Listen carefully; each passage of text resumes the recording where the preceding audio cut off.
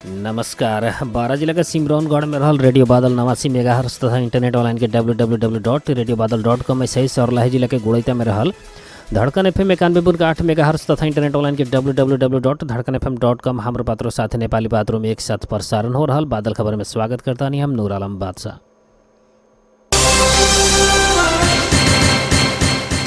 बर्दिया में आग लगी भले पर 4 जने के मृत्यु भइल बाटे। जिला के गुलरिया नगर पालिका 4 तुलापुर स्थित एक घर में आग लगी भले पर 4 जने के मृत्यु भइल पर हरी जानकारी दिले बाटे।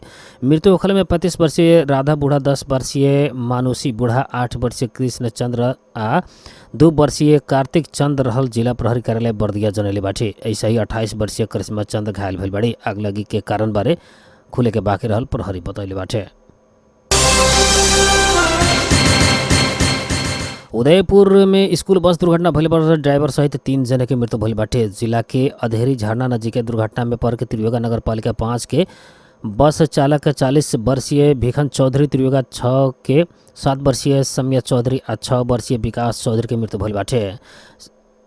आज उदयपुर गढ़ी गाँव पालिका 7 में अन्नपूर्णा सेकेंडरी बोर्डिंग स्कूल के प्र 050001 ख 0044 नंबर के बस में सवार उन लोग के जान गई बाटे। उ लोग पिकनिक खा के घर लौटत रहने। दुर्घटना में 39 जने घायल भइल जिला प्रहरी कार्यालय उदयपुर जानकारी दिले बाटे। गंभीर घायल 5 जने के थाप इलाज के खातिर जिला बाहर भेजल गई बाटे। बाकी के जिला अस्पताल में इलाज चल रहा बा। स्कूल बस ड्राइवर गांव के पिकनिक के खातिर भाड़ा में ले गई खुलल बाटे। घटना के थाप अनुसंधान हो रहा बा।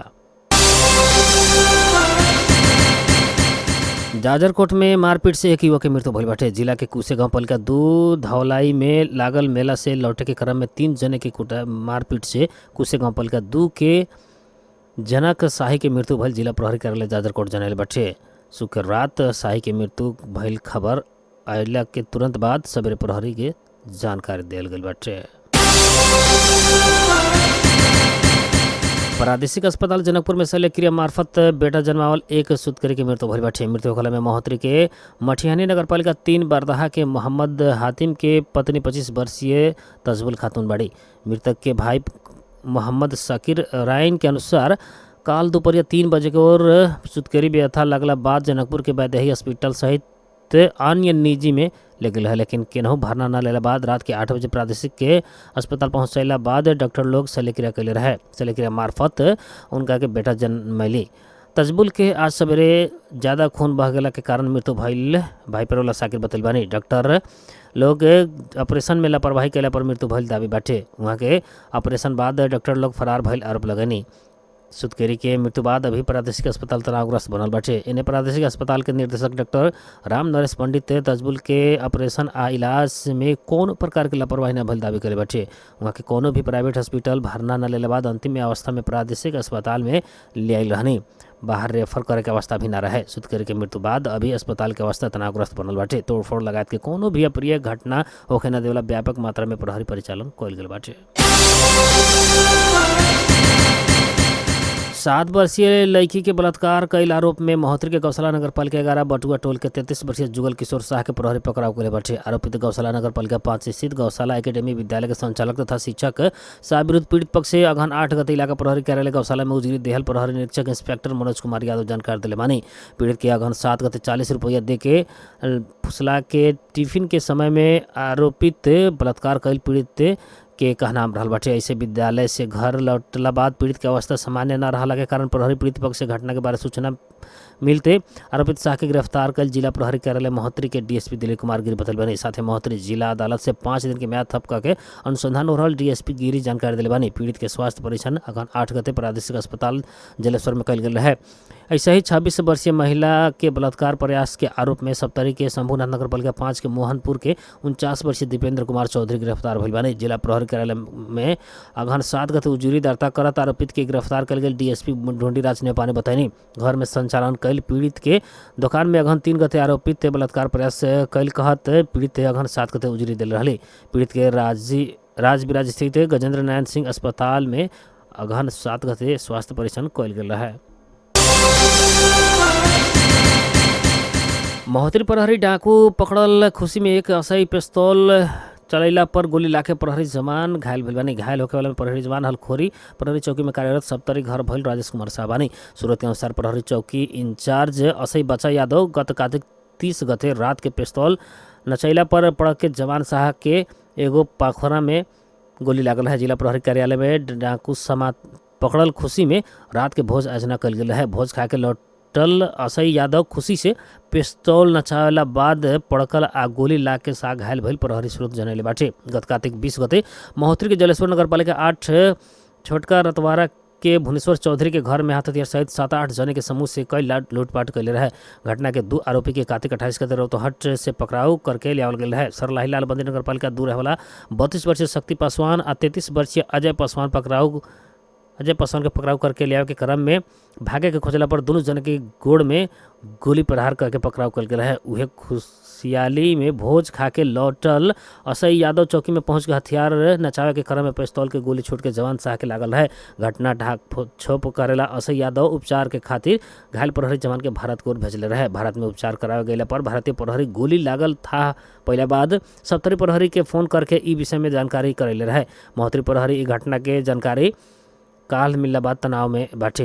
था लगते प्रहरी चौकी के इंचार्ज असई यादव के हटा के जिला तानल गए बाटे। जांच बुझ के खातिर उनका के जिला में बुलावल गई। महोत्तरी के प्रहरी प्रवक्ता डीएसपी दिलीप कुमार गिरी बतौले बानी। वीरगंज स्थित घड़ियोरा पोखरी पार्क में आज संचालित निःशुल्क स्वास्थ्य शिविर संपन्न भइल बाटे। Lions club of Birgunj curative Kiran आँखा अस्पताल प्रणाली द्वारा आयोजित निःशुल्क स्वास्थ्य शिविर से 155 जने लाभान्वित भइल बानी। शिविर में मधुमेह रक्तचाप तथा आँख के जांच करके निःशुल्क औषधि समेत वितरण कल गेल रहे। मधुमेह रक्तचाप तथा आँख संबंधी रोग के समस्या बढ़त गई अवस्था के मद्देनजर कर शिविर के आयोजना कल गेल। क्लब के संरक्षण डॉक्टर राम अवतार खेतान बतैनी। नारायणी अस्पताल के वरिष्ठ डॉक्टर नीरज सिंह घर से दूर जांच करावे के तथा महंगा शुल्क तीरे न सके के घर में ही बैठ के ज्येष्ठ नागरिक सबके खातिर निःशुल्क शिविर आयोजना से बहुत के सहयोग भोगल बतनी। सेवामुखी भावना से लायंस क्लब काम करत आयल तथा ऐसा निःशुल्क शिविर सबके क्लब के माध्यम से नेतृत्व देवे के जानकारी करनी। शिविर में डॉक्टर सुमन प्रसाद, डॉक्टर अभिषेक करयाल, डॉक्टर राधा भट्टा या डॉक्टर इजहार रोगी सबके चेक जाँच कैले रहा।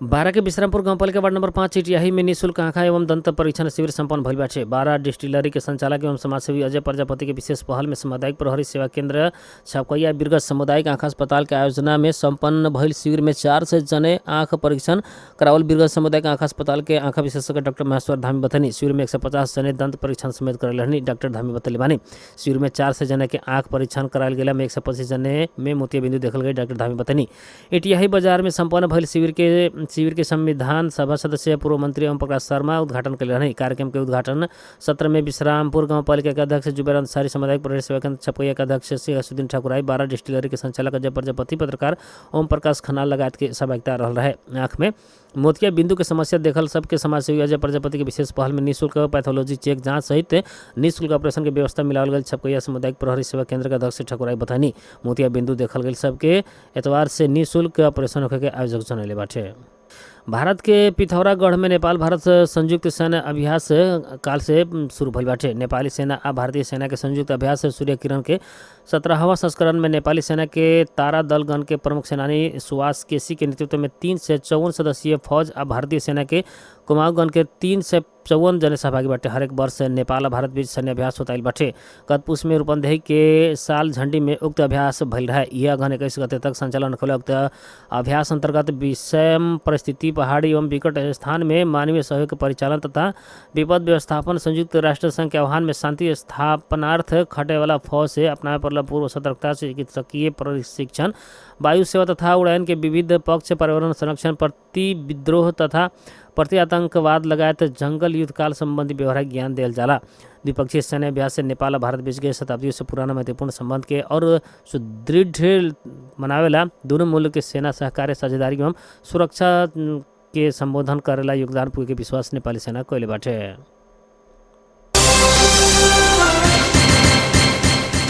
अन्न भंडार के रूप में रहल मधेश में कृषि कर्म करे वाला मध्य 43% परिवार के अपन उत्पादन से वर्ष भरी खाए के ना पुगे वाला मिलल बाटे। राष्ट्रीय कृषि गणना 2078 अनुसार मधेश में 7,38,340 कृषक परिवार मध्य 43% परिवार के अपने उत्पादन से वर्ष भर खाए के ना पुगे के मिलल बाटे।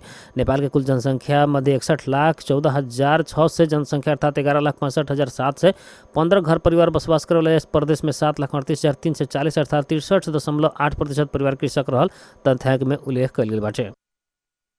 राष्ट्रीय स्वतंत्र पार्टी के सभापति रवि लामी छा ने मुल्क के आवश्यकता आ मुश्किल में पड़ल खंड में राष्ट्रीय स्वतंत्र पार्टी सरकार में साउथहट के चंद्रनिगापुर में आज संचारकर्मी संघ के भेंटघाट कार्यक्रम में बोलत वहाँ के सरकार में सहभागी वाला विषय पार्टी के प्राथमिकता में न रहल जिक्र करनी, लेकिन एगो राजनीतिक दल भइला से मुल्क के ज़्यादा से ज़्यादा मुश्किल में पड़ल आ परिस्थिति सृजना भइल आवश्यक पड़ला के खंड में राष्ट्रीय स्वतंत्र पार्टी सरकार में सहभागी हो सके के वहाँ के बतैले बनी। राष्ट्रपति अभी सदन में प्रतिपक्ष के भूमिका में रहल उल्लेख करत वहाँ के अभी अपन जिम्मेवारी आ भूमिका बहुत ही रहल जिक्र भी कैले बनी।